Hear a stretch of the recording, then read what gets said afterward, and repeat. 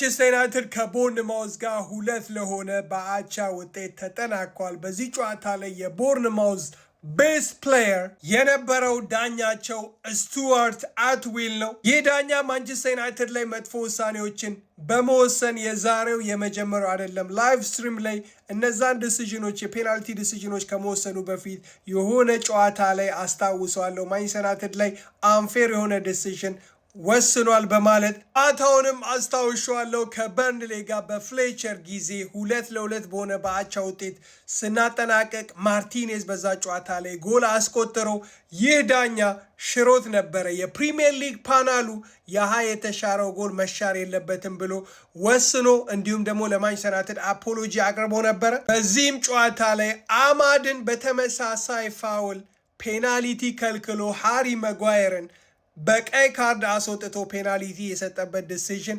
የሚገርም ነው። የሃሪ መጓየር ዴፊኒትሊ ቀይ ካርድ ያሰጣል፣ ፔናልቲም ነው።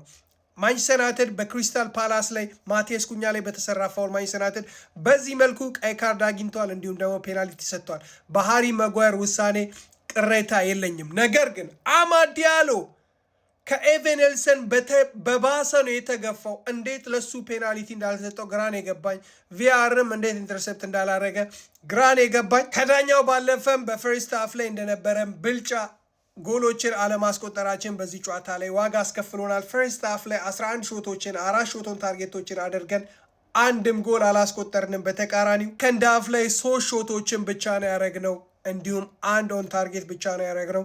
ከብሩኖ ፈርናንዴዝ ፔናልቲ ባለፈ ብዙም ወደ ጎል አልቀረብንም ነበረ። ኦፍኮርስ የብሩኖ ፈርናንዴዝ የኮርና ኳስ በኦን ጎል ተቆጥራ 2 ማስቆጠር ብንችልም መጀመሪያዎቹ ደቂቃዎች ላይ ክሊኒካል አለመሆናችን እንዲሁም ደግሞ የዳኛው ተረብልነት ተጨምሮ ዋጋ ከፍለንበታል። ነገር ግን መጥፎ ውጤት አይደለም። በጎዶሎ ተጫዋች ጨዋታ ባቻ ከመጨረሳችን በተሻለ ሊጎዳን የሚችለው የሃሪ መጓየር ቀይ ካርድ ነው። በሊድስ እንዲሁም ደግሞ በቼልሲ ጨዋታ ላይ የማይሰለፍ እንዲሁም ደግሞ ማርቲኔዝ ለዛ ጨዋታዎች የማይደርስ ከሆነ ማይክል ካሪግም ከዚህ ተጫዋች ጋር ያለው ጸብ ምንድን ነው? ዛሬም ብራያን ምቤሞን በማስጀመር ለቤንጃሚን ሴስኮ በ2026 ብዙ ጎሎችን ማስቆጠር የቻለ አጥቂን ዛሬም 20 ደቂቃ ብቻ ማጫወት I think it is not fair